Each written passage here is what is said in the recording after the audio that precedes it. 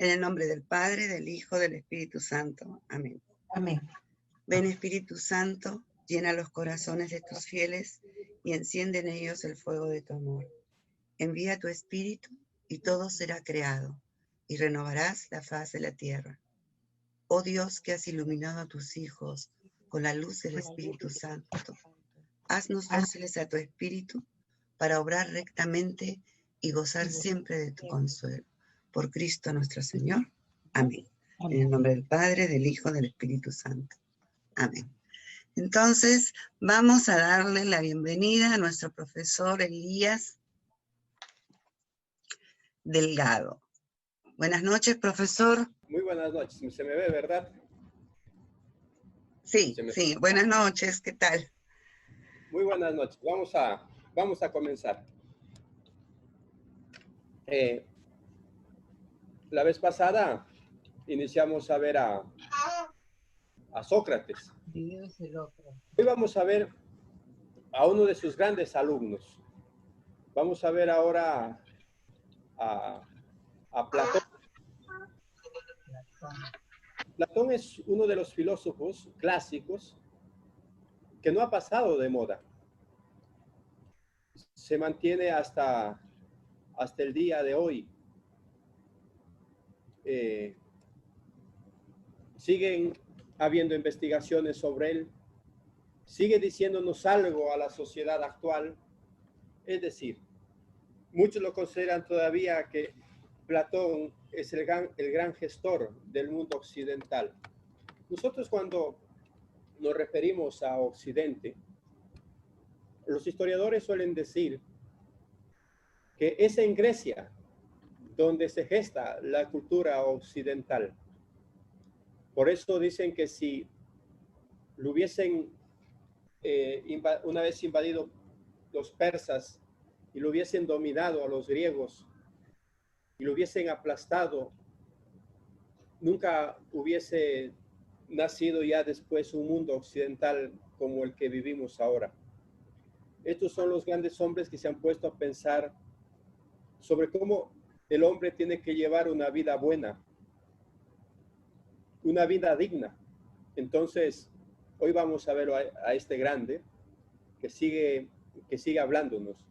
Cuando nosotros hablamos de Platón, nos estamos refiriendo a los años, al año 428, porque en ese año Platón nace, el 428 antes de Cristo. Nace en Atenas y es de una familia noble, de una familia adinerada, y sus padres buscan enseñarle, educarle. Y de ahí que se dice que él recibe una esmerada educación. Van buscando profesores, sobre todo aquellos que más destacan. Y cuando tiene 20 años, es cuando él entra en contacto con Sócrates, que marca decisivamente su vocación filosófica.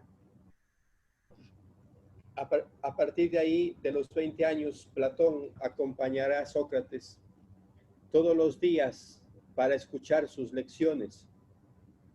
A la muerte de su maestro, es decir, a la muerte de Sócrates, y ante el peligro de una persecución, porque sabemos que Sócrates murió acusado, hoy ya sabemos falsamente, de corruptor de jóvenes. Entonces, una vez muerto el maestro, él teme una persecución contra los discípulos, que los cojan preso y también terminen matándoles. Entonces, él inicia a realizar unos viajes largos, ¿no? Inicia a irse a otros sitios. Y es aquí cuando inicia a conocer otros centros filosóficos. Por ejemplo, visita Megara, Cirene y la Magna Grecia, ¿no? En la Magna Grecia donde estaban los celiatas. Y posteriormente, cuando se da cuenta que todo se ha calmado, que todo va bien, que ya no van a perseguir a los discípulos de Sócrates, entonces él otra vez retorna a Atenas hacia el año 396 antes de Cristo. le ha marcado la muerte de su maestro. Lleva muy presente y siempre lo va pensando, ¿cuál sería el estado ideal? ¿Cómo debía ser ese estado y cómo debería funcionar? Esto le lleva a concebir un modelo ideal de estado y trata de llevarlo a la perfección, o trata de llevarlo o encarnarlo en algún estado. Y justamente ese sitio donde lo quiere encarnar, esa idea de estado que él ha pensado, es Siracusa. Y aquí en Siracusa está gobernando un tirano, Dionisio el Viejo. Y lo hace caso a Platón, se deja asesorar por Platón.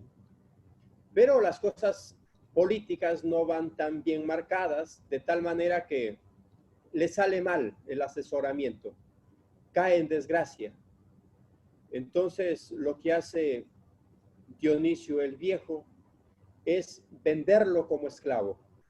Es decir, me llevas a desgracia, no me has asesorado bien, pues te vendo, ¿no? Entonces, uno de sus discípulos se entera que lo están vendiendo a Platón. Y además de ser discípulo, es amigo. Entonces va en su rescate y lo compra, ¿no? Lo compra y lo deja libre. De tal manera que Platón regresa a Atenas en el 387 antes de Cristo. Y una vez regresa a Atenas, ahí funda la academia y se dedica a la enseñanza de la filosofía, además de componer obras filosóficas. Después deja de viajar, solamente se registra, sabemos por historia que lo cuentan, 2 viajes cortos. Otra vez vuelve a Siracusa, cuando Dionisio el Viejo ha muerto, y está gobernando Dionisio el Joven, su hijo, con el intento de llevar a cabo su modelo político otra vez, es decir, no se ha dado por vencido.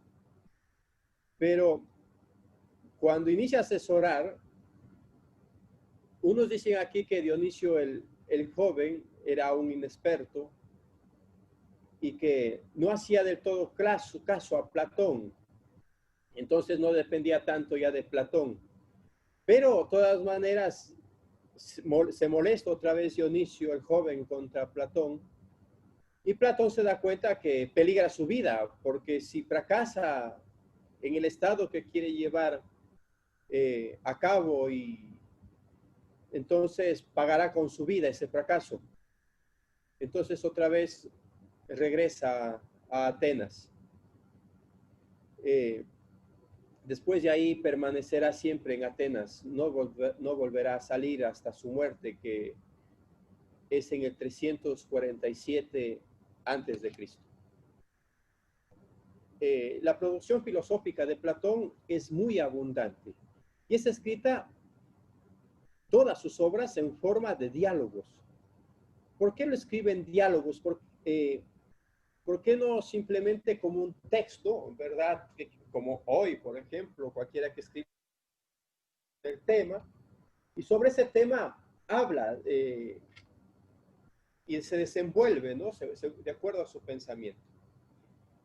Se pensaba que escribir un libro y no hacer hablar ahí en ese libro al enemigo es como dejarte que te ataquen y sin poder tú defenderte, porque una vez tú escribes, ese texto va a ser cogido por diversos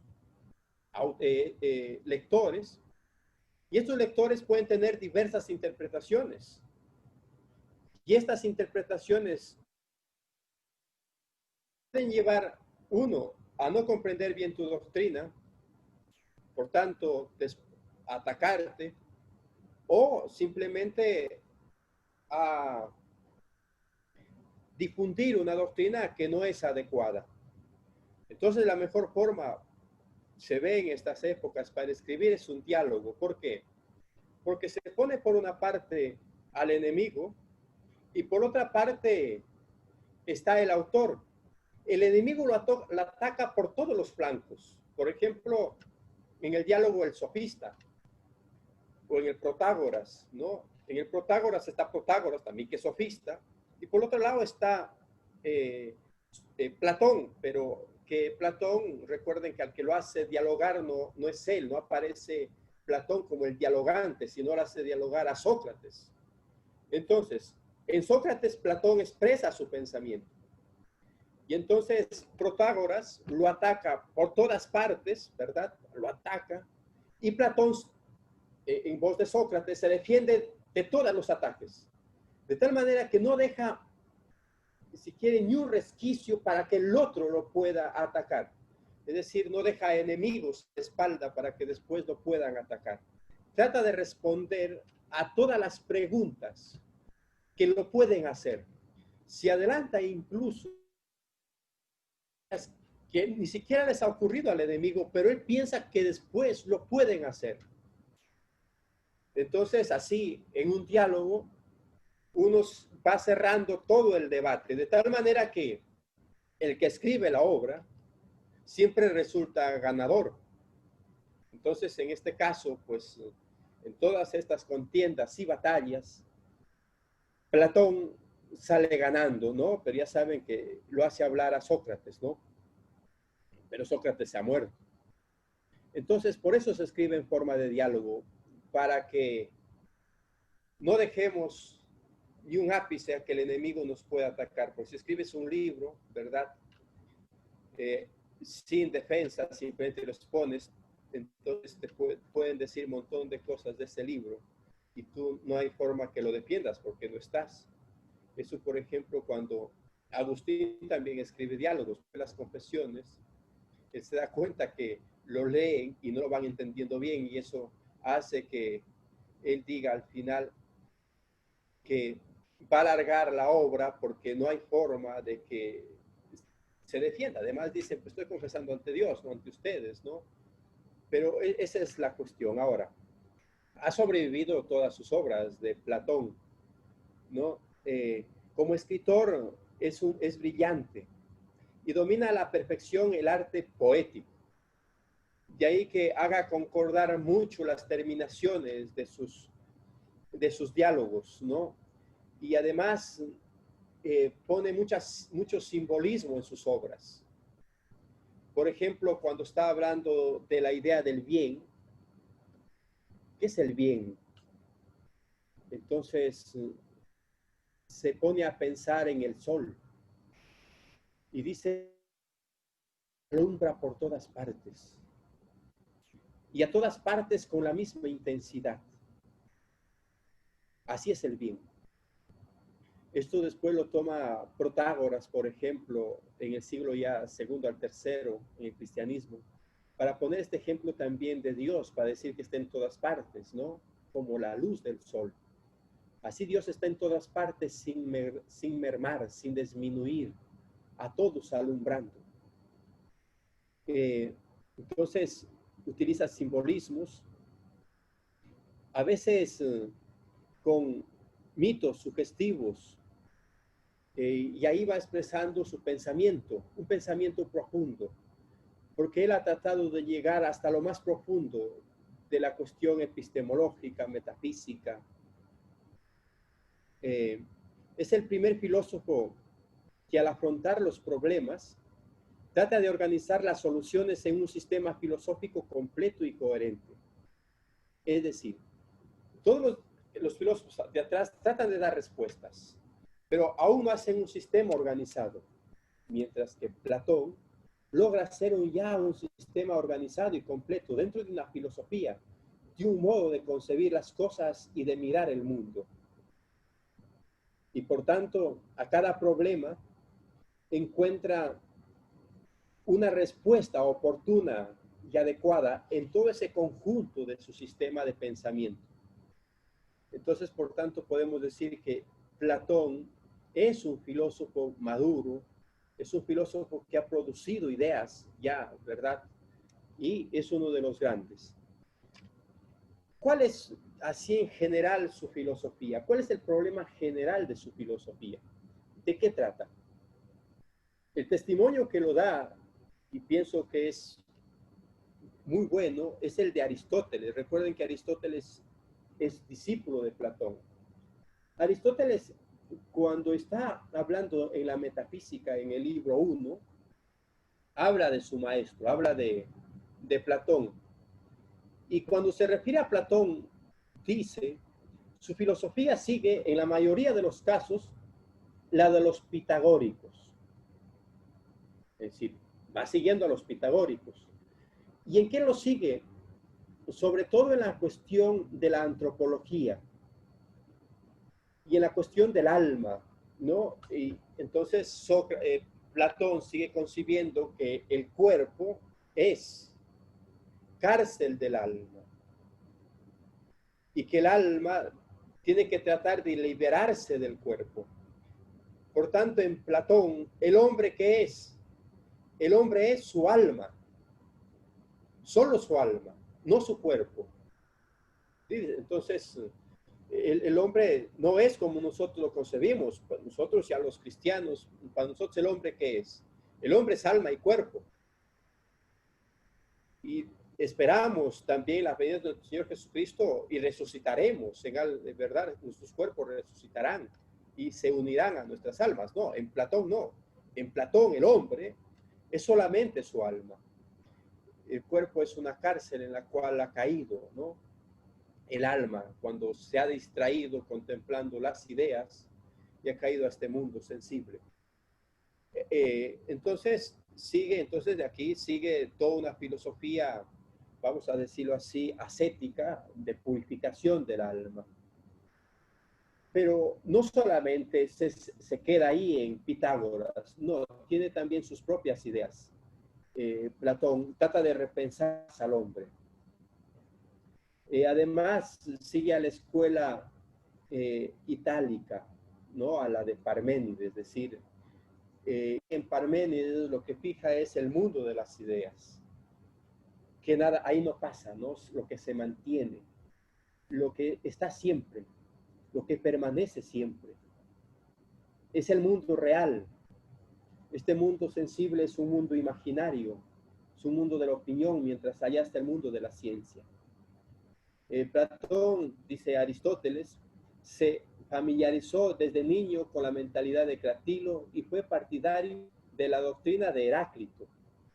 Y en Heráclito, ¿qué toma de Heráclito? Lo recuerdan que en Heráclito nadie se bañaba 2 veces en las mismas aguas del mismo río. Pues esto lo toma Platón para el mundo sensible. En el mundo sensible, en esto que ven nuestros sentidos, ¿verdad? ¿Cómo me doy cuenta que existe algo? ¿Por qué sé que existe? Cuando yo sueño, me doy cuenta que ese es lo que he soñado, en realidad no existe. Es un mundo simplemente que pertenece al sueño.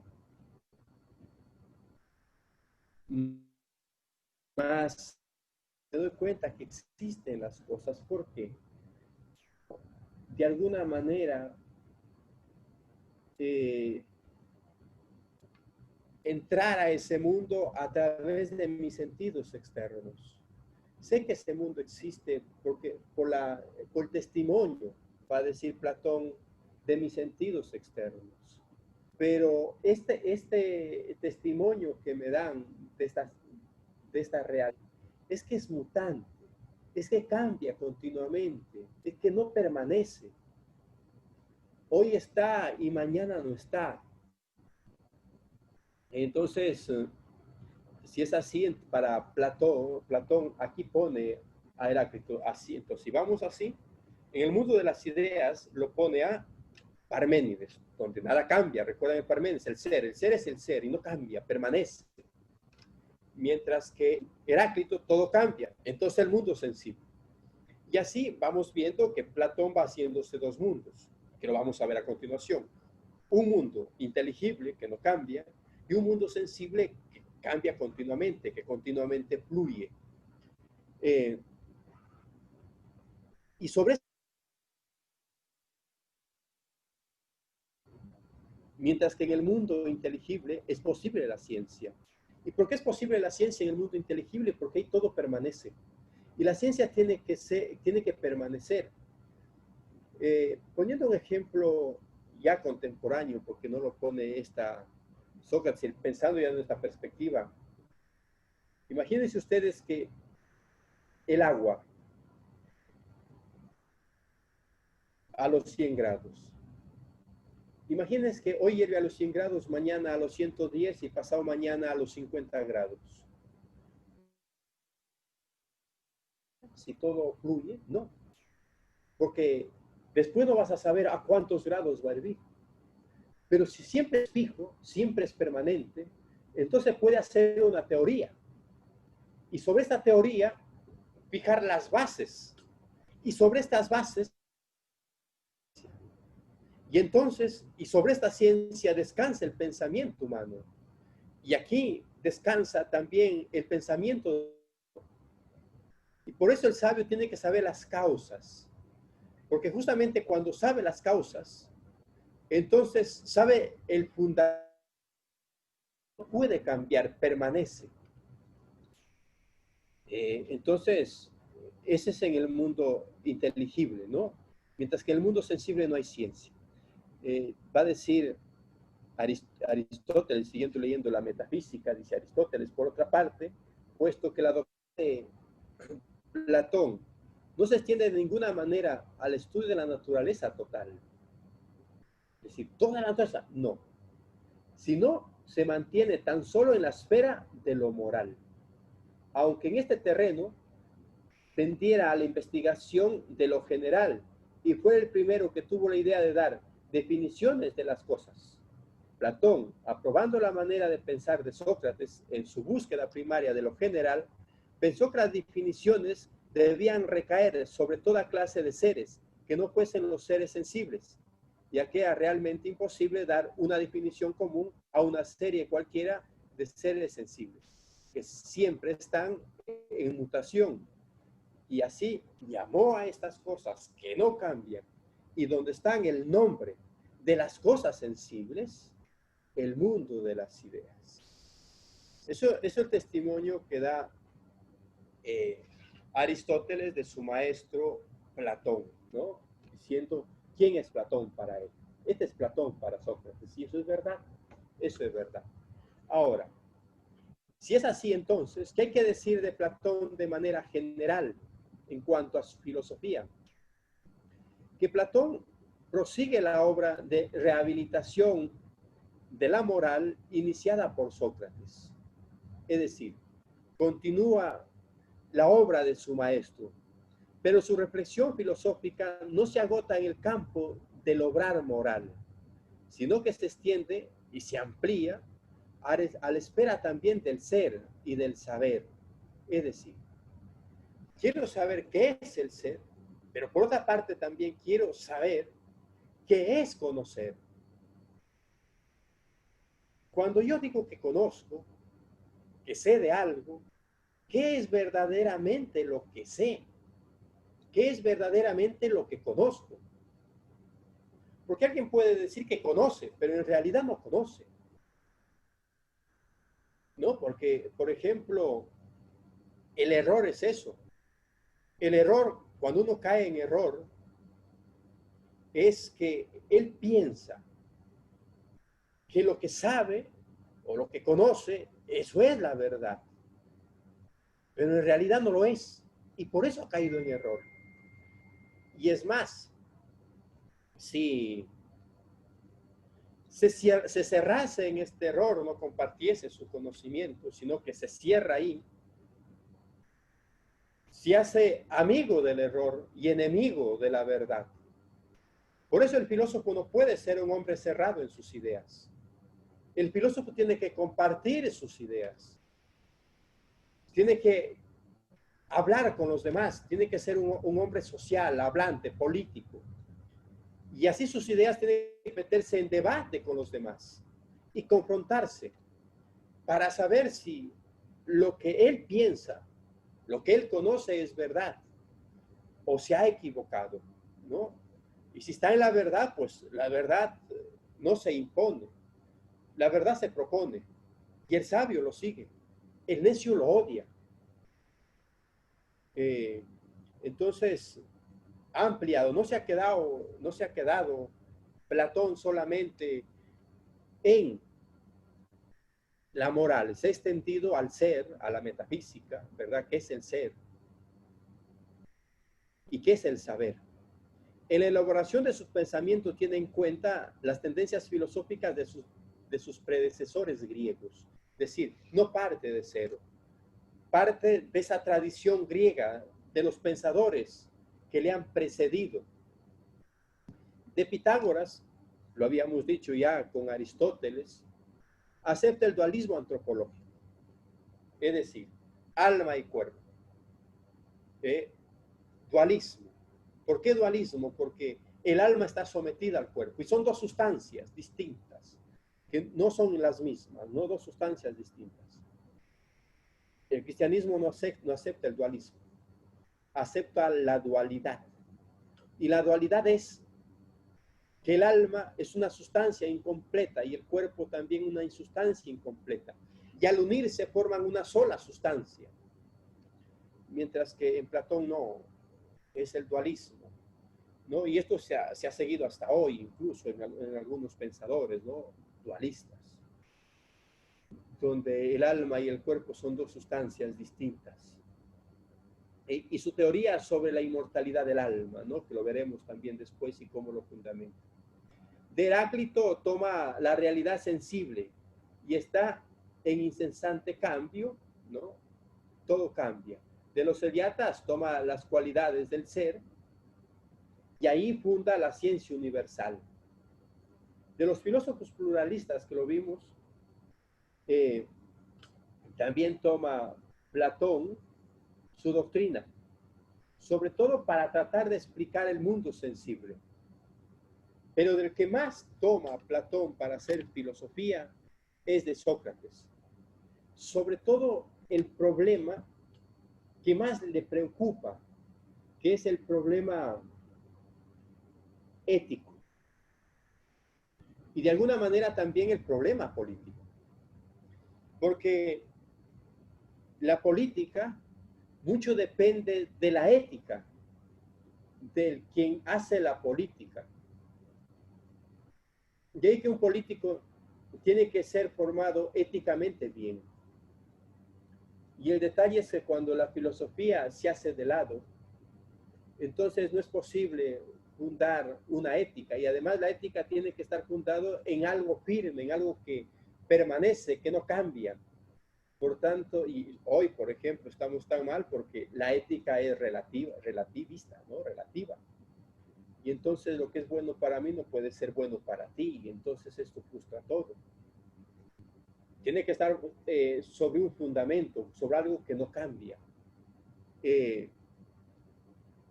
Además, de Sócrates toma el método inductivo para llegar a resultados concretos.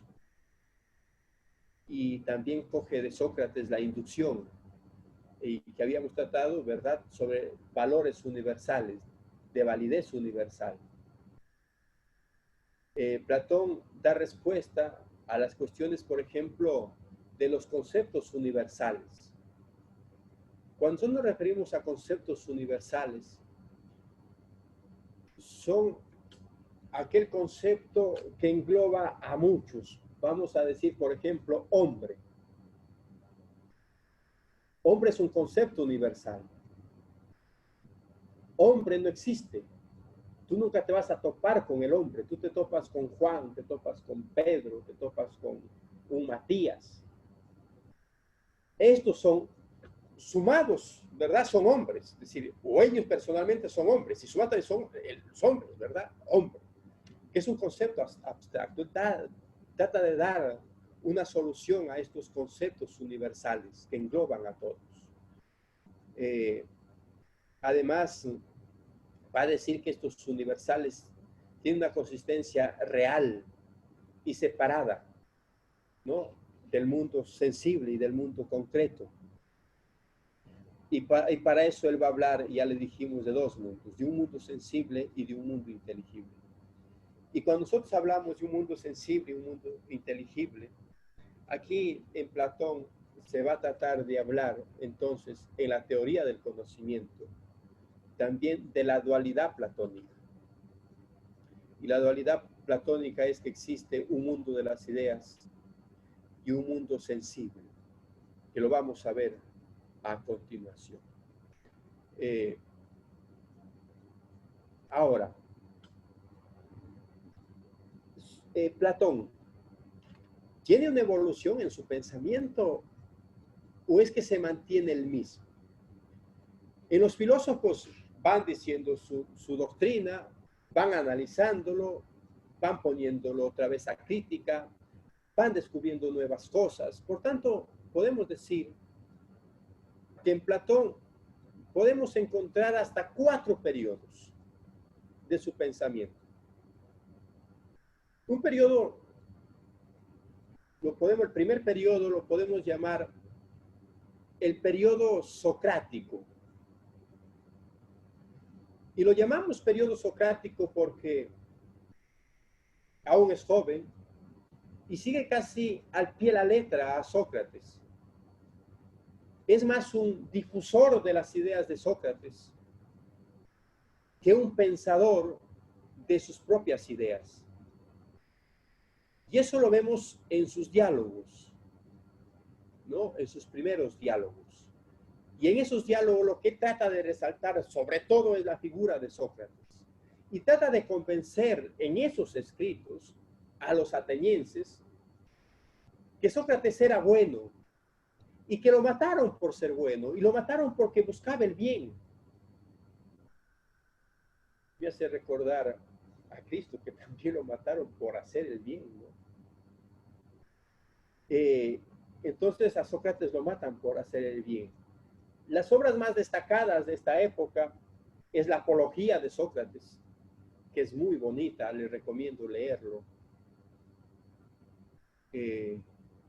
Al leer esa Apología vas a ver cómo un filósofo va entregando la vida y va tratando de llevar incluso al partir una vida como lo pensó. Por eso de alguna manera se dice que en el mundo de los filósofos, el filósofo muere como piensa en su vida. Y de que el filósofo tiene que ser coherente con su pensamiento.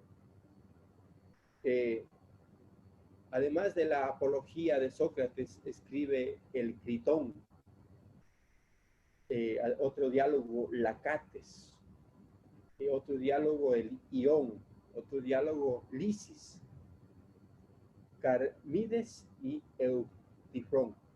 Estos diálogos pertenecen al periodo socrático, o si lo quieren, pocos lo llaman así, pero al Platón joven. Después viene el otro periodo, el periodo antisofista. ¿Por qué? Porque una vez inicia él a escribir, los sofistas inician a atacar también a Sócrates, ya muerto, claro, y a Platón, ¿no? Entonces, aquí Platón inicia a repensar la doctrina que está proponiendo, inicia también a querer dar respuesta a los sofistas. Y por tanto, en este tratar de dar una respuesta al ataque de los sofistas, surge ya un pensamiento propio de Platón. Y por tanto, este pensamiento ya propio de Platón, sobre todo se centra en la crítica a los sofistas. El de no tratarles como filósofos, sino como charlatanes.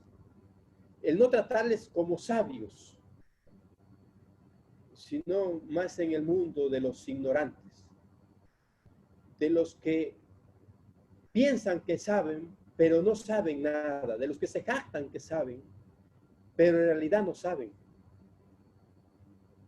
¿Qué obras pertenecen a este periodo? ¿Qué diálogos? Pues están los diálogos de Cratilo, Protágoras, Gorgias, Eutidemo, Menón, Hipias Mayor, Hipias Menor, Menexeno y el libro 1 de la República. Esas son las obras a este periodo. El tercer periodo, llamado también el periodo de la madurez, Platón ha llegado a solidificarse en sus ideas. Platón ha llegado ya a tener un pensamiento sólido y por tanto que puede ya decir, difundir sus ideas con una claridad única. Y de esta época, ¿qué obras son? ¿No? Propiamente ya del pensamiento maduro de Platón. Pues aquí tenemos al Fedón. El otro diálogo es el Pedro. El otro diálogo es el Banquete.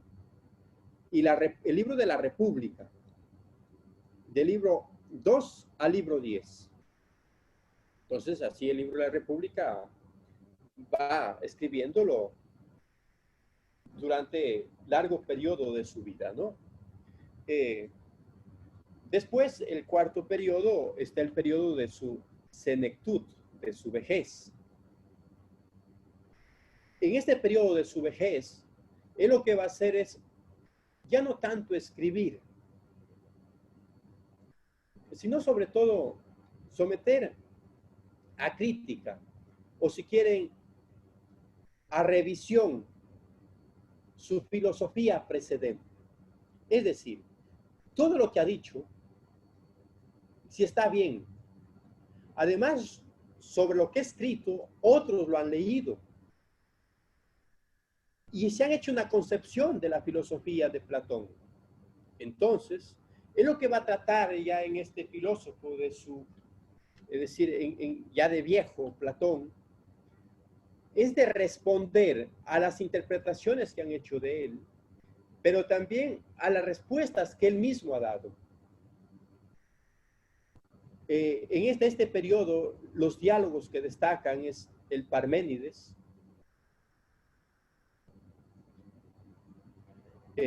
además el Sofista, el Timeo, Filebo, Leyes y Teeteto, ¿no? Estas son las obras, ¿no?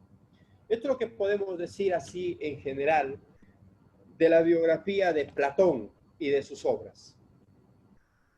Ahora iniciemos a ver ya su pensamiento. ¿Cómo pensaba Platón? Cuando nosotros iniciamos a ver el pensamiento de Platón,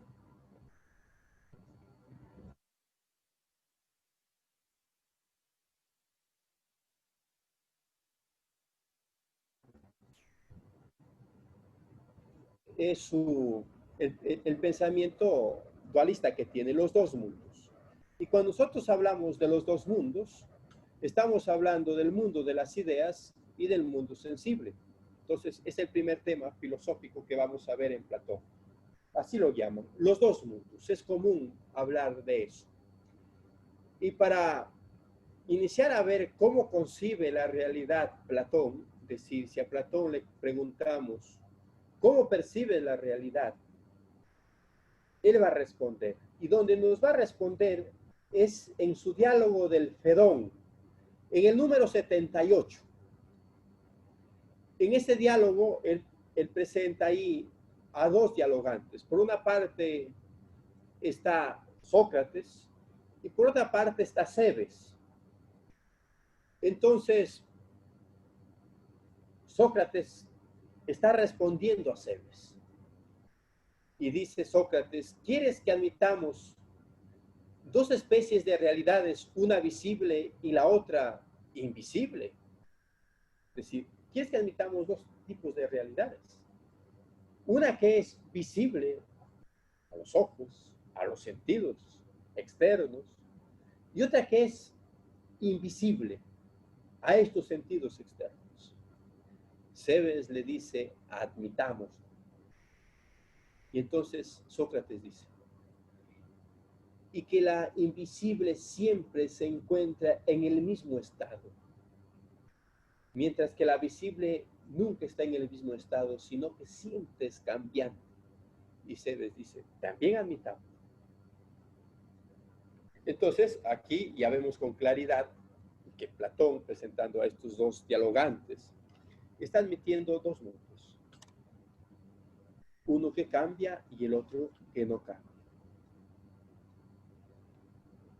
Entonces, es decir, lo que estamos viendo es un mundo visible, perceptible por los sentidos, y que está constantemente sujeto a cambio. Y por otra parte, una realidad invisible, no perceptible por los sentidos, y que siempre está inmutable y que permanece en el mismo estado y que no cambia. Este mundo que no cambia es el mundo inteligible y el que cambia es el mundo sensible. Es decir, el mundo sensible es el mundo de las realidades particulares. Es el mundo de las cosas, ¿verdad? De las que vemos. Y todas las cosas que vemos cambian, nunca lo encuentras igual.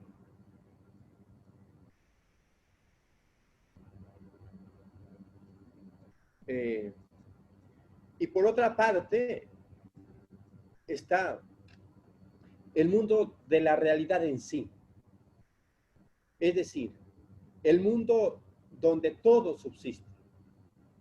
El mundo donde nada cambia. Por ejemplo, la belleza. La belleza no cambia, la belleza permanece. Y la belleza es una, no es múltiple. No hay muchas bellezas. Hay una sola belleza. Hay una sola idea de belleza. Y ese es el mundo ideal, el mundo de las ideas. Por ejemplo, en el diálogo El Banquete, o en el Teeteto, por ejemplo, cuando inician a hablar de la belleza, van a decir, una flor es bella, un caballo es bello. Son dos cosas totalmente distintas. ¿Qué les une? La belleza. Entonces, ¿qué es la belleza? Es una. ¿Y por qué la flor es bella? Porque participa de la idea de belleza. ¿Y por qué el caballo es bello? Porque participa de la idea de belleza. Y así vamos encontrando en el mundo cosas bellas en mayor grado y en menor grado. Y todo depende en qué grado participen de este mundo de la belleza, de este mundo, de esta idea de belleza. Entonces así todo se unifica en una sola idea, la idea de belleza. Ahora, si es así, entonces que tenemos dos mundos, propiamente el mundo de las ideas, ¿qué es? Hasta hoy estamos diciendo cosas generales, vamos a profundizar más en esto.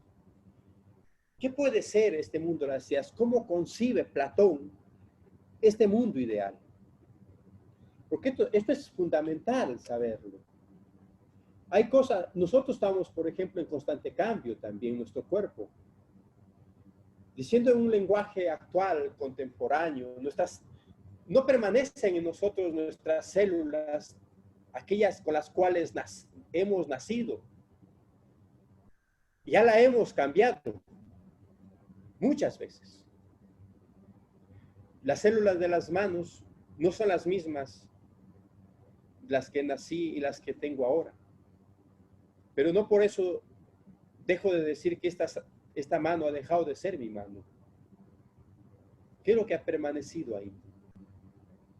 Hay algo que ha cambiado, pero algo que ha permanecido. ¿Qué es lo que permanece ahí? Entonces, hay cosas, por ejemplo, de nuestros deseos que cambian. Nuestros deseos cambian. Pero hay deseos que no cambian, que permanecen. Cuando es deseo de cosas materiales cambian. Hoy quiero esto, hoy quiero lo otro. A lo mejor ya no lo quiero, porque es cosas materiales. Pero hay cuestiones, vamos a ponerlo entre comillas, espirituales, que no cambian, que permanecen siempre. Y que todos lo deseamos, todos lo queremos. Por ejemplo, todos queremos ser felices. Aunque no sepamos qué es la felicidad, pero queremos ser felices. A todos nos gusta que nos digan la verdad, que no nos mientan. A todos nos gusta que nos amen. Y esto no cambia. Esto permanece siempre. Entonces, también el hombre ve en su ser conforme a quien se dirige o a qué se dirige, aquello que permanece y aquello también que cambia. Hoy nos vamos a centrar en aquello que permanece, en aquello que no cambia. Y para esto vamos a hacer que el mismo Platón nos lo cuente, ¿no? Pero antes de esto, de leer un texto de Platón, lo que hay que decir que para introducir al texto, que la teoría de las ideas es el núcleo central de la filosofía de Platón. Es decir, la teoría de las ideas, el mundo de las ideas, es la base de su filosofía. Sacas el mundo ideal de Platón, has terminado con su filosofía. Por tanto, el mundo ideal es el punto de referencia básico de todos los temas que quieran tratar en Platón. De ahí que es muy difícil hacer una separación de campos, pues en las ideas se entrelazan todos los puntos de vista. Ahí lo encontramos el punto de vista ontológico, es decir, la metafísica, la ontología, el estudio del ser en cuanto ser. El punto de vista epistemológico, es decir, en cuanto a qué es lo que conocemos. Y el punto de vista ético. La ética también está basada en este mundo de las ideas. Es decir, ontológicamente, las ideas constituyen el único objeto verdaderamente real. Lo que verdaderamente tiene ser es el mundo de las ideas. Epistemológicamente, las ideas son los objetos del conocimiento auténtico. Todo aquel que dice que tiene un verdadero conocimiento, un verdadero saber, es que ha contemplado el mundo de las ideas. Y ha llegado a él por medio de la reminiscencia, el recordar lo que se había contemplado allá. Y desde el punto de vista moral o ético, las ideas son los valores, aquellas cosas que no cambian, que permanecen, y donde debe basarse el obrar humano, donde debe basarse de alguna manera la forma de obrar del ser humano. Entonces, este mundo de las ideas es como las columnas donde se sostiene todo el pensamiento de Platón.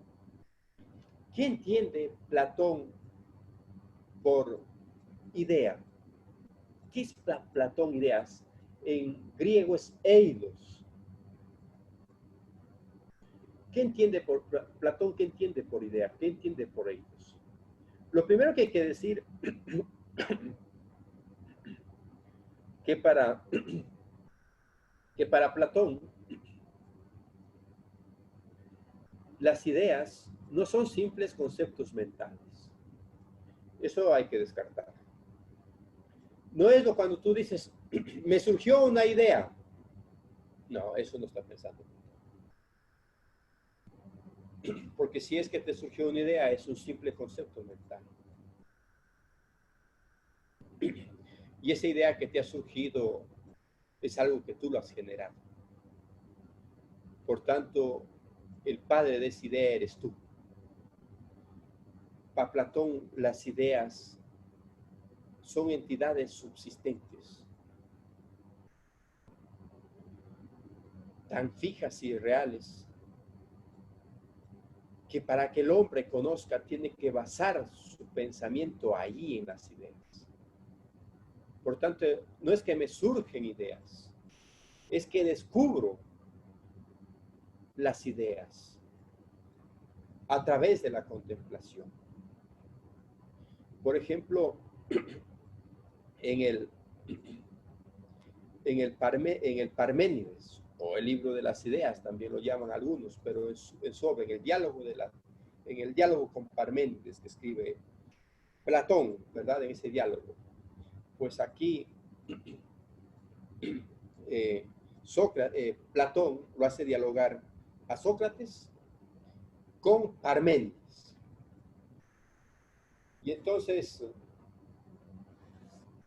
dice Sócrates, pero dime, le dice a Parménides, ¿verdad? Pero dime, ¿haces tú mismo la separación de que hablas?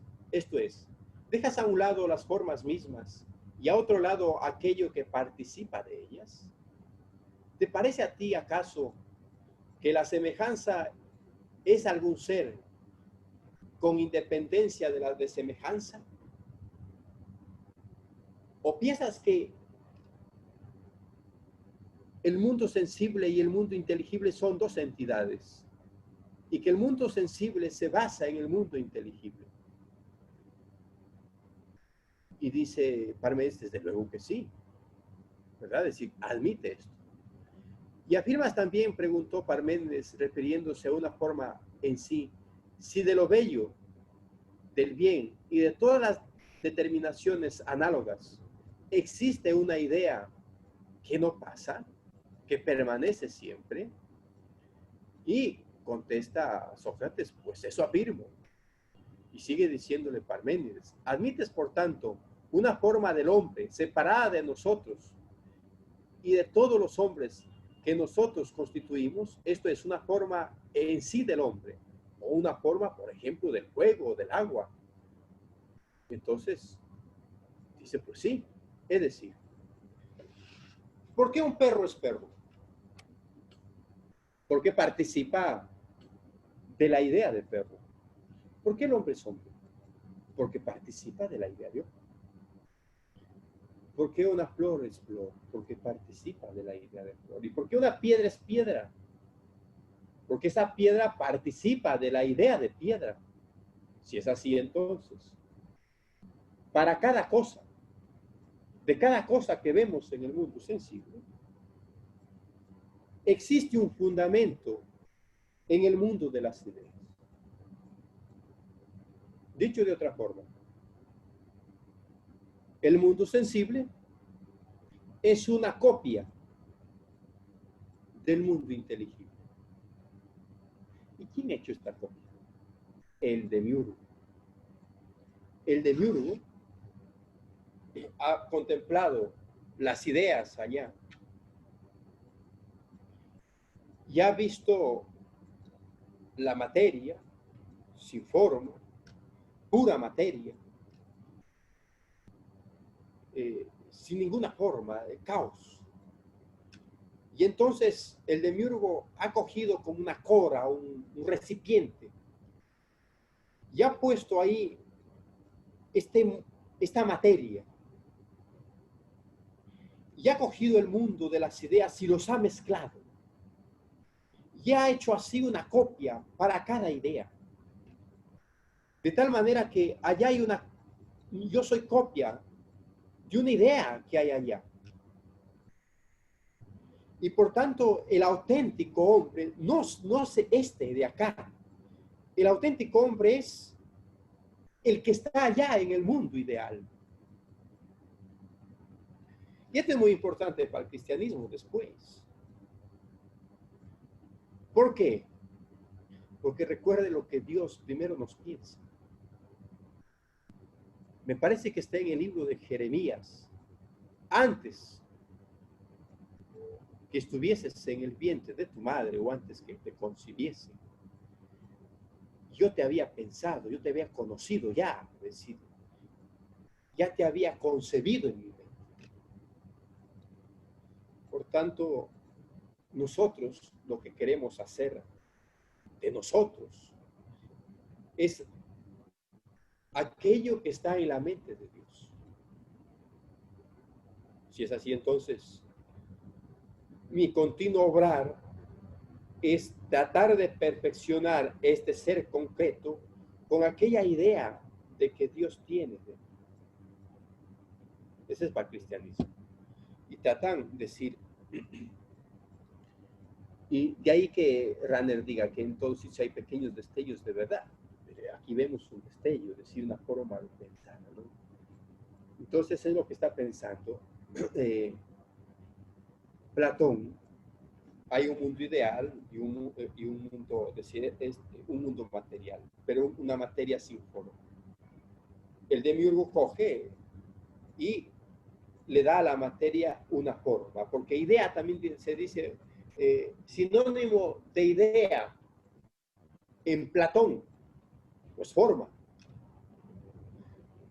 A una cosa, ¿qué es lo que le hace ser esa cosa? Según Platón, la idea o la forma. La idea que tiene o la forma que tiene.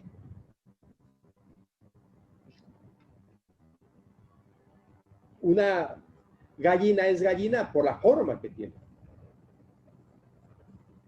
Y un perro es perro por la forma que tiene, por la idea que tiene.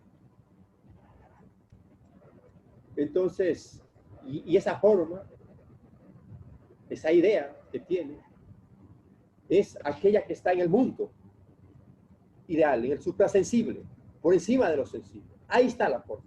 Y el de acá, del mundo real, es simplemente una copia. Eso es lo que estamos diciendo, ¿no? Según Platón en el Parménides. Si es así, entonces, lo que podemos decir que en este diálogo del Parménides, en boca de Sócrates, Platón dice que concibe un mundo ideal y que este mundo ideal es la auténtica realidad. Dicho de otra manera, volviendo a preguntar, ¿no? Vamos repitiendo la cosa para que nos quede. ¿Qué entiende Platón por idea? ¿Qué es para Platón la idea? Para Platón, la idea no es un simple concepto mental, se había dicho, ¿verdad? No es un simple concepto mental, algo que solo existe en la mente, sino una entidad extramental, que tiene existencia objetiva, que está por encima de la mente del hombre. Por ejemplo, encontramos una multitud de cosas sensibles bellas. Estas cosas, que son múltiples, algo les une. Y ese algo que les une es la belleza. Pues entonces, existe una idea de belleza. Y esa idea de belleza no es para Platón la mera construcción mental. No es que la belleza sea subjetiva. No, hay una belleza, una idea de belleza objetiva, por tanto. Para Platón la mera construcción no es una mera construcción mental. Por tanto, hay una belleza objetiva del cual participan todos los seres que son bellos. De aquí que la idea de belleza existe por sí misma, más allá de la mente y con independencia de los objetos sensibles. Es decir, la belleza está por encima de todo, dando belleza a las cosas que participan de la belleza. Y lo mismo podemos decir de la idea de bondad. Uno es más o menos bondadoso en cuanto participe de esa idea de bondad. Y lo mismo de la justicia, de la verdad, de la semejanza, ¿no? Las ideas son el correlato en el mundo inteligible de las esencias o especies de las cosas sensibles. Dicho de otro modo, las ideas son las esencias de las cosas. Es decir, las ideas es aquello que le hace ser algo, aquello que es. Dicho de otra manera, las ideas o esencias, que lo vamos a llamar, es lo que le hace al perro ser perro, es lo que le hace a la piedra ser piedra, es lo que le hace al león ser león. ¿No? Entonces, esto es. Entonces, si es así, cada objeto del mundo sensible tiene una idea en el mundo inteligible. Pero hay un pero acá, y ese es el problema que tiene Platón.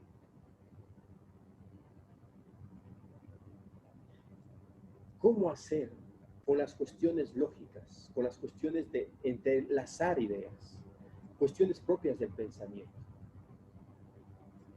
¿Cómo hacer con la cuestión de la ética, por ejemplo, o de la estética?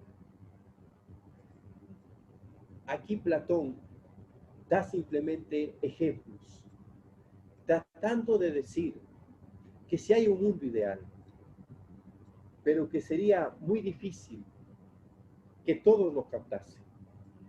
Y para que alguien lo capte, este mundo ideal, necesita diacesis, necesita controlar sus sentidos, necesita controlar su cuerpo, necesita controlar sus instintos, para que la razón pueda sobreponerse y contemplar y recordar aquellas ideas que ha contemplado.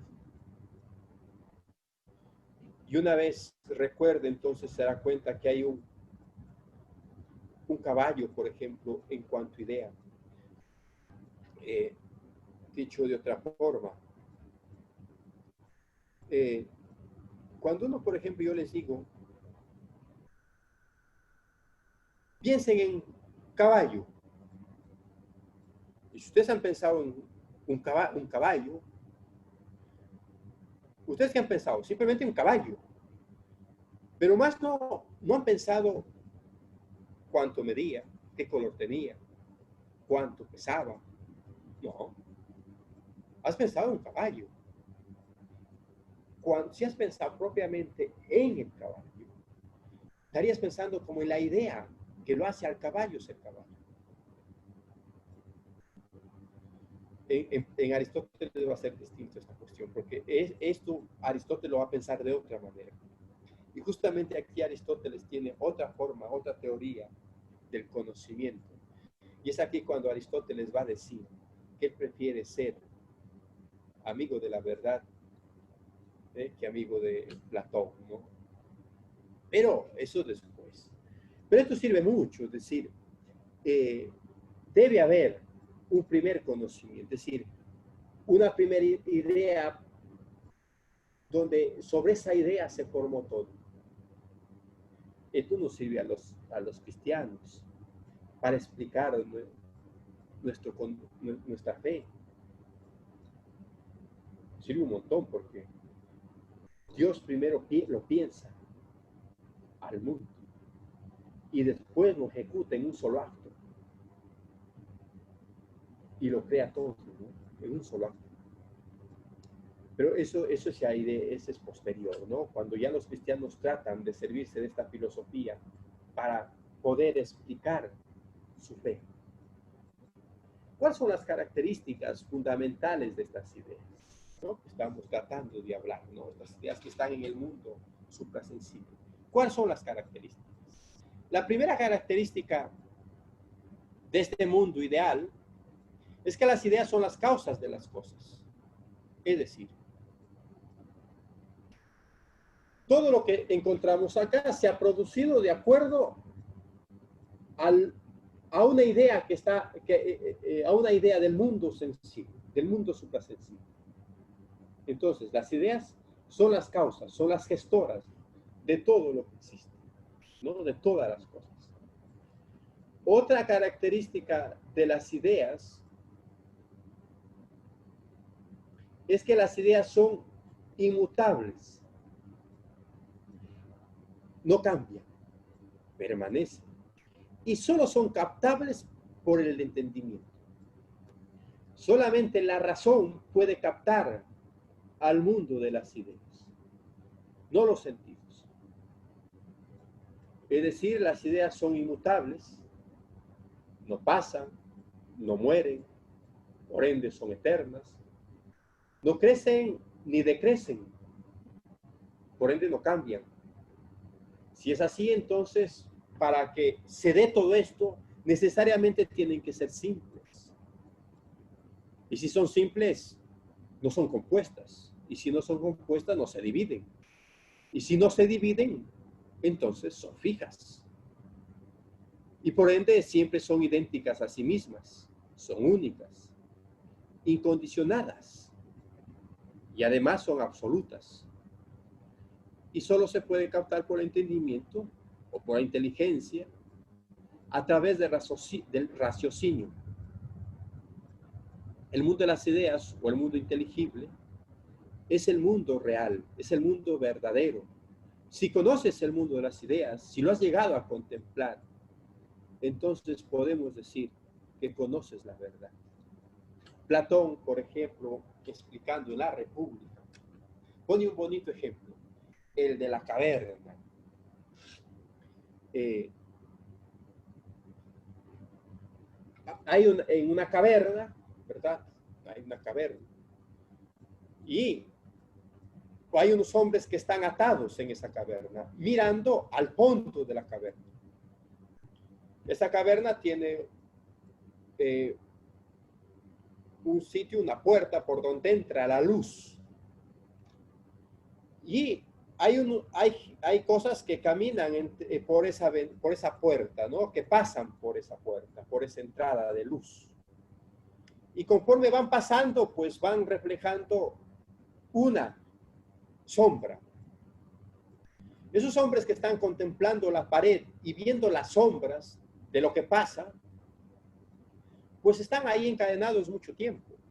Y piensan que el mundo real es las sombras que ven. Y a cada sombra que ven le han puesto un nombre. Y de pronto se ponen a conversar entre ellos y dicen que eso que están viendo es... Entonces ven que pasa un caballo, ven la sombra del caballo y dicen, ese es el caballo, ese es el auténtico caballo. Ven un perro que pasa, ese es el auténtico perro. Y todos están convencidos que así es. Hay uno que se libra de las cadenas y sale de la caverna. Y se da cuenta que lo que estaba viendo con sus compañeros que estaban atados ahí no era el mundo real. Eran sombras. Y entonces él regresa a decirles a sus compañeros, lo que están viendo ustedes y por lo cual ustedes se pelean, no es la verdad, son sombras. La realidad está afuera. Y ellos le dicen que está loco. Y le dicen que tienen que salir, que tienen que ver el mundo real. Le dicen, no, están locos. Estás loco. Lo verdad era sombras. Lo que ves afuera, lo que estás diciendo tú, eso es mentira. Ahora, ¿qué tal si uno de esos lo cree y dice, pues te acompaño, ¿no? Podría pasar una cosa, que no vería absolutamente nada si lo acompaña a salir. ¿Por qué? Cuando tus ojos están acostumbrados a la oscuridad, ¿verdad? Estás, por ejemplo, a poca luz en tu cuarto y sales a pleno sol, tanta luminosidad no te deja ver bien. Te obstruye, te obstaculiza, ¿no? Entonces, no verías nada, verías simplemente luz, lo cual te ofusca. Por tanto, tiene que haber un proceso. Y el filósofo sería aquel que ha salido a contemplar el mundo real y el que les ayuda al mundo a llevar a través de un proceso, de un pensamiento, a contemplar la realidad. Las sombras que han visto estos hombres atados es el mundo, una copia. ¿De qué? Del mundo real. Las ideas serían aquel perro que estaba cruzando, aquel caballo que estaba cruzando, eso sería la idea. Así trata de explicar Platón estas dos realidades. ¿Quién conoce verdaderamente? Aquel que ha logrado contemplar las ideas. Pero para eso necesita purificación, necesita adaptar sus ojos a la luz. Porque si estamos muy cerca de la luz, también nos opaca, también no nos deja ver. Para el que está enfermo de los ojos, la luz es mala, dice Agustín. La luz estorba. Para el que está en la mentira, la verdad le estorba. La verdad se vuelve enemiga. Y por eso el filósofo resulta incómodo, porque es el que debe llevar la verdad, es el que debe llevar lo que es lo real. Y por eso muchas veces el filósofo resulta incómodo. Y a veces el filósofo que esté equivocado trata de gritar también su equivocación. Pero para que se enderece tiene que contraponer sus ideas. Ahora, este mundo ideal tiene jerarquía.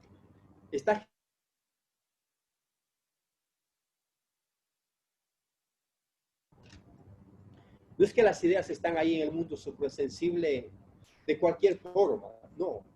Estas ideas están organizadas.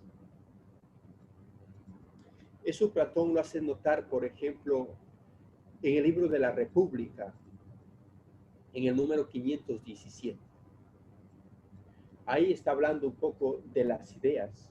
Y lo que va a decir él es que hay una infinidad de ideas, hay muchísimas ideas. Cada objeto sensible, de cada objeto sensible hay una idea ya. Entonces, hay una infinidad de ideas. Tantas cuantos conceptos universales existen. Ahora bien, este mundo ideal no es caótico, sino que tiene una estructura jerárquica, rigurosa. La organización en este mundo ideal, el orden o la regularidad, es o están puestas de acuerdo al grado de perfección de las ideas. Hay unas ideas más perfectas que las otras. Hay unas ideas que son superiores a las otras. Y son superiores en cuanto son más perfectas. Y eso mucho depende en cuanto que la idea participa del ser. ¿Y cuál es la que está por encima de todo? De todas las ideas. La idea que está por encima de todas las ideas es la idea suprema de bien. Y esa idea suprema de bien que está por encima de todo se identifica y está en todas también, haciéndolos que existan. Las otras ideas existen porque de alguna manera participan de esta idea de bien. Y además, después de esta idea de bien está la idea de verdad. Con bien se identifica, el bien y la verdad van juntos. Por eso el bien perfecciona y la verdad también perfecciona. Y justamente a la par, después de esto, va la idea de belleza. Porque el bien es bello, al igual que lo verdadero es bello. Así, el bien está como el sol que ilumina y confiere existencia a todo. Este mundo ideal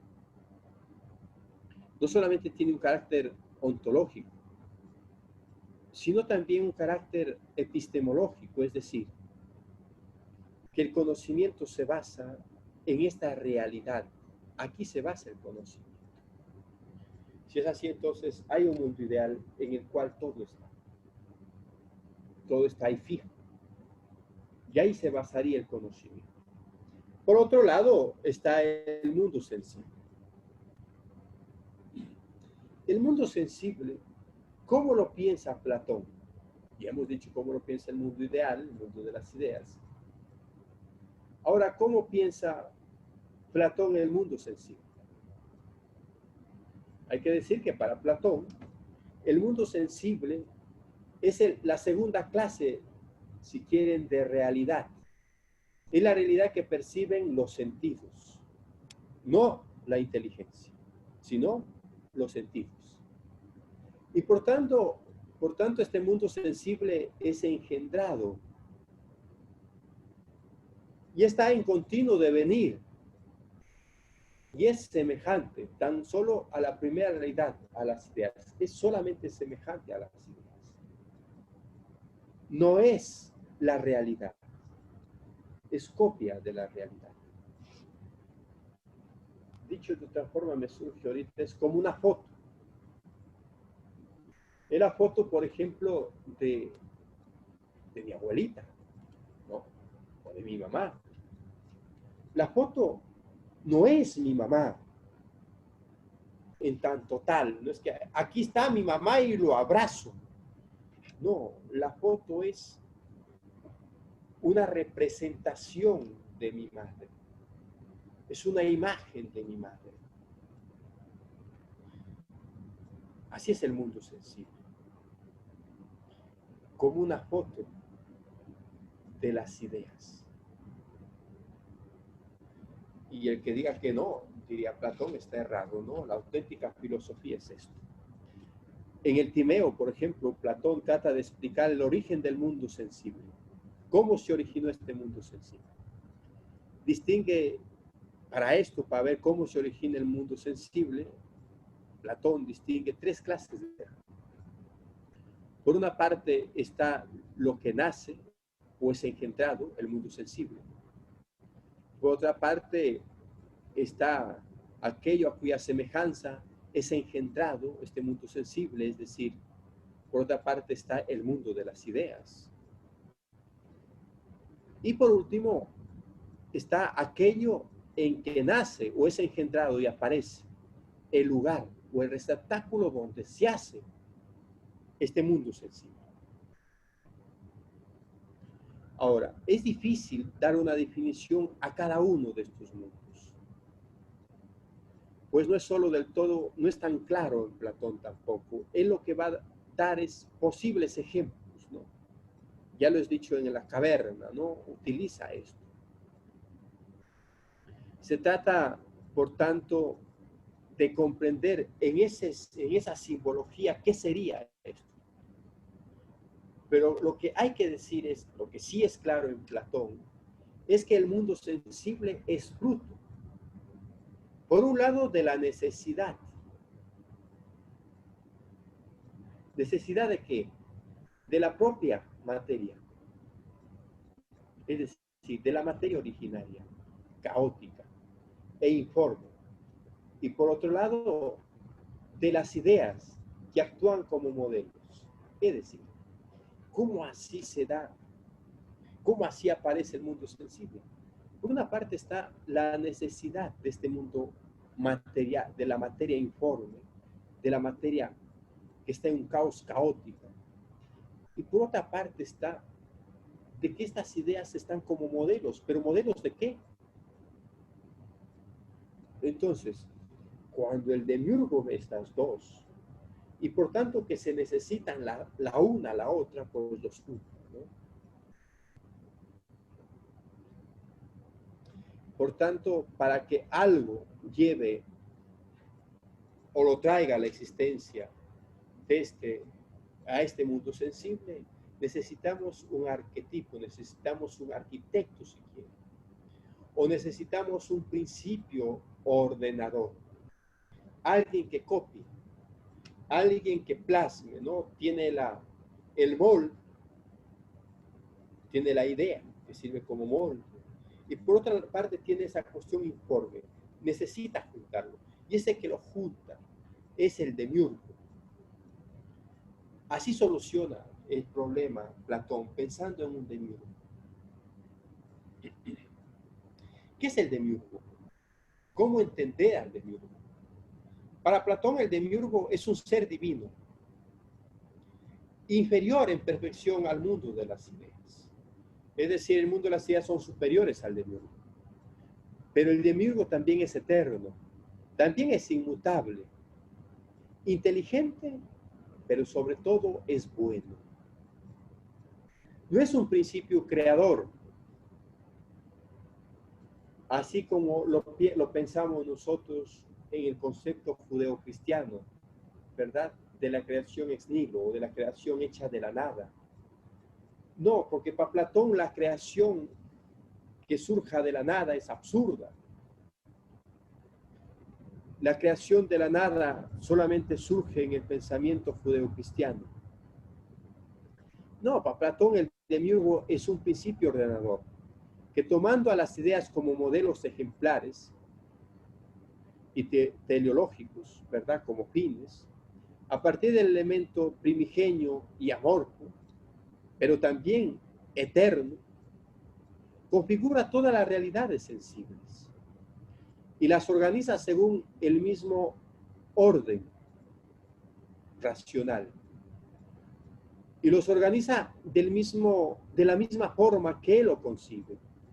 En definitiva, las causas que concurren en el origen de este mundo sensible son, vamos a decir, que son tres. Por una parte está el mundo de las ideas. Por otra parte está el mundo caótico, pero también eterno, la materia. Y por otra parte está el demiurgo. Y es así como se produciría este mundo sensible. Y es así como iniciaría a existir esta realidad que conocemos. Hasta aquí. Hemos tratado, me he entretenido un poco acá, tratando de descifrar lo que sería el mundo suprasensible y sensible de Platón. Hoy tenía que ser mundo sensible y suprasensible, y además tenía que hacer la teoría del conocimiento en Platón. Pero ya faltan 5 minutos. ¿Tienen aquí hasta aquí alguna pregunta?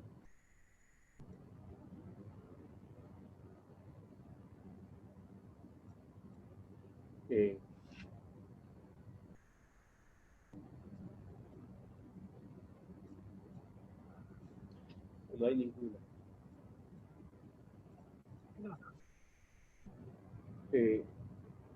Si no hay ninguna, así como para hacer el repaso, antes de hacer así una conglomeración de esto de acá, les voy a mandar un texto de Giovanni Reale, que ha escrito un libro sobre Platón. Está ahí en el sílabo. Voy a mandar este libro para que ustedes lo lean. Entonces ustedes van a encontrar aquí todo de manera más larga, explicada. Dicho todo lo que hemos dicho, estoy así resumiendo, ¿qué podemos decir? Así para concretizar, pequeñito nada más. Platón, cuando se pone a pensar la realidad, ¿verdad? Cuando se pone a observar la realidad del mundo, él piensa que hay dos. Por una parte hay un mundo que es el auténtico mundo. Y ese auténtico mundo es el que no cambia, el que permanece, el que es fijo.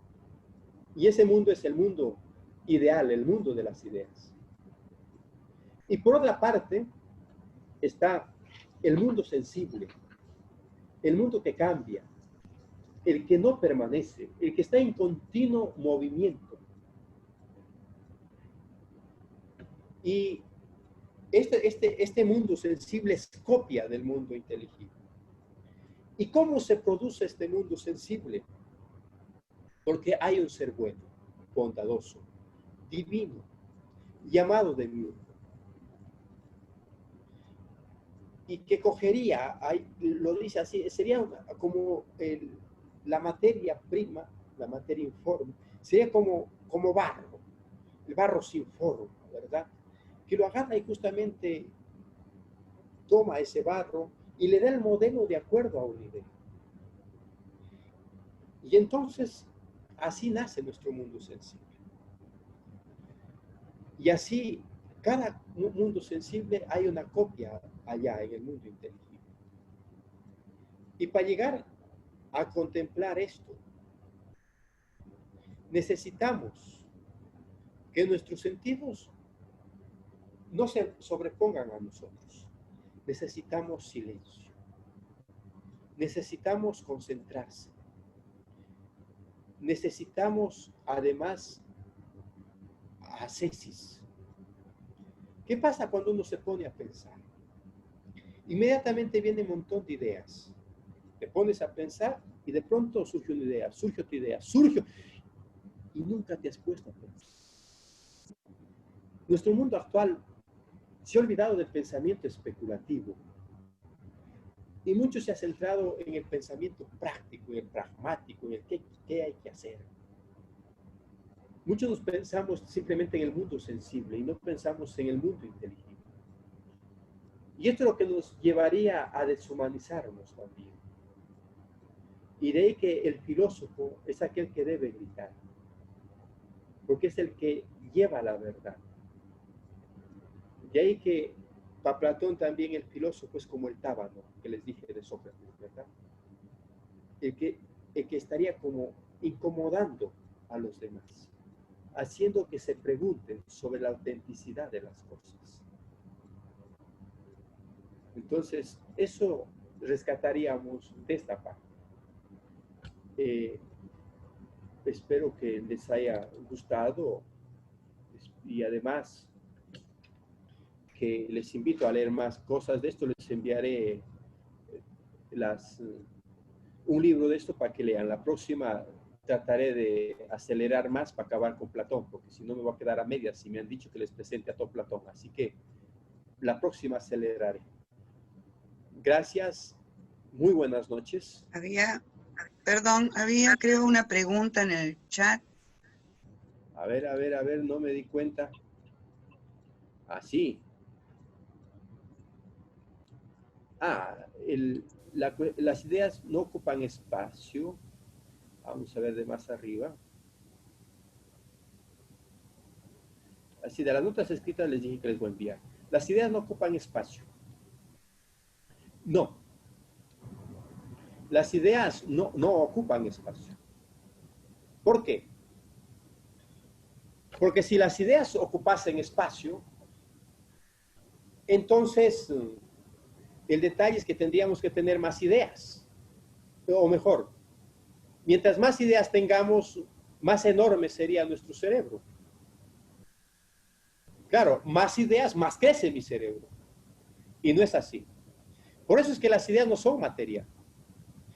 Porque si la materia ocupa espacio, la materia tiene peso.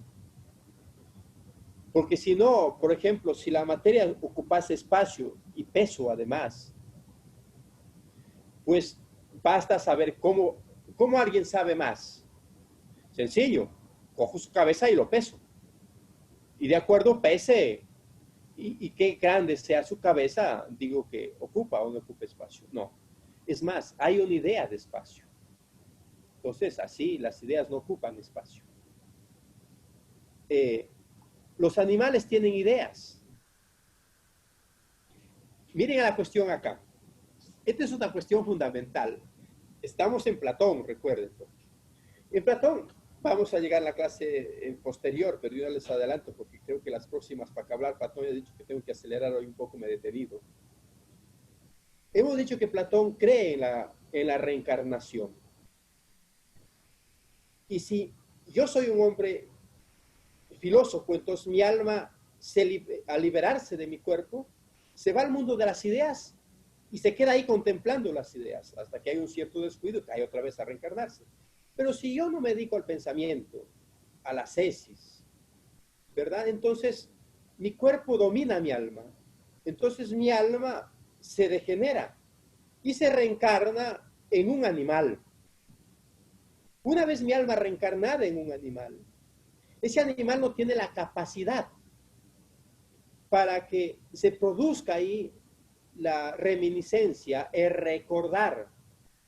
Por tanto, el animal, el alma tendría ahí como dormida esa idea, pero no lo tendría a flote.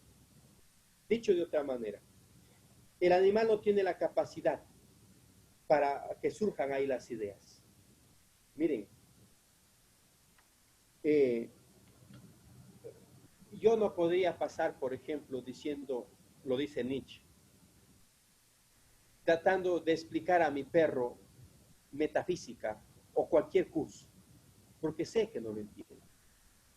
Yo no trataría de explicarlo a un loro o tratar de enseñar idiomas, porque sé que no tiene la capacidad.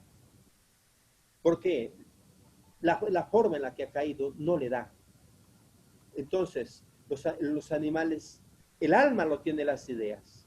Esa alma que se ha encarnado en ese animal, no puede, ese alma no puede hacer surgir las ideas. Estarían como dormidas ahí. Entonces, si es así, el animal no tiene ideas, ¿no? Es decir, no está pensando, no está pensando. Aquí ya a lo contemporáneo, la cuestión es, ¿el animal sufre o no? Para Platón sí. ¿Entendido? Para Platón sí. Sufre de alguna manera. De alguna manera. En esto mayormente, cuando digo de alguna manera, es que el animal padece. El que sufre es aquel que logra recordar. Pongamos un ejemplo sencillo, el perro. El perro, si lo ponemos estrictamente hablando ya a nivel filosófico, el perro no sufre, lo vamos a decir, el perro padece. ¿Por qué? Porque sufrir es recordar. Ponte a pensar, un día tu mascota se ha portado mal y tú le has reclamado, es decir, le has castigado a tu mascota, le has dado, vamos a dar así, un azote. Y ese animalito ha gritado, lo sacas fuera. Después abres la puerta o cuando está fuera el perro no está diciendo, mira a mi dueño cómo me ha pegado, mira cómo lo que me ha hecho, ¿no? Abre la puerta y está moviendo la colita, feliz que habías abierto la puerta. Él simplemente padece. Padece es el momento. Más no, mientras que uno sí, me tratan mal y después digo, ¿pero por qué? ¿Qué hice? ¿Qué pasó? Y entonces, este continuo recordar es lo que me hace sufrir. Y de ahí que mientras más recuerde, más puedo sufrir más. Pero eso sería el caso de los humanos, ¿no? El concepto ontológico y epistemológico del pensamiento de Platón. La cuestión ontológica. Ontología viene de un término griego, ontos. Ontos significa ser, ser. La cuestión está cuando nosotros nos metemos a preguntarse, ¿y qué es el ser? Miren, ¿eh? ¿Qué es el ser? Yo soy ser. La laptop que tengo de mi delante también es ser. El celular que tengo a mi costado también es ser. Y esa puerta que está al costado también es ser. Ahora, ¿y qué es el ser? Ahí es la cuestión de distinguir. Para Platón simplemente el único que tiene ser las ideas. Aristóteles va a ampliar este conocimiento. Entonces, ontológico es todo aquello que se refiere al ser, a lo que tiene ser, a lo que existe verdaderamente, a lo que es, a lo que se da. Por ejemplo, así entonces, todo aquello que verdaderamente existe es aquello que tiene ser. ¿Y eso quién lo estudia? La ontología, el ontos. Dicho de otra forma, podríamos decirlo metafísica, aunque algunos dicen que es distinto, pero para los otros cristianos es igual, ¿no? Aunque Heidegger es el que lo separa, ¿no? Diciendo que es distinto entre ontología y metafísica. Para los cristianos es lo mismo. En el pensamiento el pensamiento tomista, si quiere. Ahora, el epistemológico, eso vamos a ver justamente la próxima clase. Epistemología, episteme es ciencia, la ciencia es conocimiento. Y cuando yo hablo de conocimiento es, ¿qué conocimiento es ciencia y qué conocimiento es opinión? Porque cuando yo conozco algo, de eso que conozco, o puedo dar algo fijo, estable y por tanto conocimiento seguro, o algo simplemente opinable. Y por tanto, ¿cuándo yo opino? Yo opino cuando no estoy seguro de algo. Y entonces digo, pues a lo mejor, quizás, ¿no? Ahí opino. Mientras que conocimiento es de lo que yo estoy seguro, ¿cierto? Por ejemplo, nunca te preguntan diciendo, ¿tú cuál es tu opinión de 2 más 2? No, no es opinión. Es verdad, 2 más 2 es 4. No, hombre, es tu opinión, pues no, y lo respeto. Para mí 2 más 2 es 5. No, aquí 2 cosas. Hay que distinguirlo. Y el detalle del mundo contemporáneo es que ha confundido estas 2 cosas. Ha confundido la episteme con la doxa. Episteme es ciencia y doxa opinión. De tal manera que en el mundo contemporáneo se ha pasado a dar tanto respeto a la doxa, a la opinión, más que a la ciencia. Y entonces surge el cientificismo. Y algunos piensan que están hablando de ciencia cuando no hablan de ciencia, simplemente están hablando de cosas que les parece que es así. Y eso es lo que hacen, por ejemplo, los políticos. Lo que es de su partido, eso es así. Y por tanto lo defienden como si fuese así. Y no pueden criticar a su partido. Y entonces, ¿qué ha pasado con esos políticos? Se han hecho esclavos del partido. Y por tanto esclavos de la opinión, de su ideología, de su forma de pensar, pero más no de la verdad. Mientras que cuando Platón va a hablar de la política tiene que estar basada, política viene de polis, por tanto la política es el bien de la polis. Y la política tiene que estar basada en la verdad. Y solamente la verdad libera, la verdad salva, la verdad me lleva a mi plenitud. La opinión no. La opinión me lleva al fracaso. Porque muchas veces yo opino de aquello que no estoy cierto, no estoy seguro. Y cuando yo no estoy cierto, no estoy seguro, yo no actúo. Yo me detengo hasta tener un conocimiento seguro. Y mayormente cuando nosotros hablamos, por ejemplo, de política, muchos dicen, bueno, yo voy a votar por un nuevo. Pero a veces el nuevo no sabe nada. Y cuando no sabe nada, lo hace peor las cosas. Uno si maneja un carro, nunca le da a uno que recién ha sacado el brevete. Bueno, esto es nuevo, recién ha sacado el brevete, aquí está mi carro, que lo maneje. No, yo le doy a un hombre de experiencia, a un hombre de ciencia, a uno que tiene años de experiencia, años de pensar. Por tanto, si yo doy también las riendas de la política, tiene que ser a un hombre que ha pensado, a un hombre que se ha dedicado a esto. Y justamente eso no es la democracia. Porque la democracia, los que votan en la democracia mayormente son los ignorantes. ¿Por qué? Porque ni siquiera han leído el plan de gobierno, ni siquiera saben cómo son los demás. Por eso, el verdadera política es la timocracia, van a decir los griegos, Platón. ¿Y qué es la timocracia? La timocracia es cuando votan los que saben, y saben por qué votan por ese, lo conocen, saben de dónde viene, dónde ha vivido, dónde se ha formado, qué ideas tiene, cómo concibe el mundo y la realidad. Y aquel que no concibe un mundo más allá, un mundo suprasensible, ¿qué es? Es un ser relativo, es un sofista, un engañoso. Y por eso él actúa a su favor. Y por eso es un corrupto. Mientras que aquel que tiene ideas en el suprasensible, ideas fijas que no pasan, el que ha llegado a contemplar la auténtica justicia, la auténtica verdad, y basa ahí su pensamiento, entonces ese va a gobernar bien. ¿Por qué?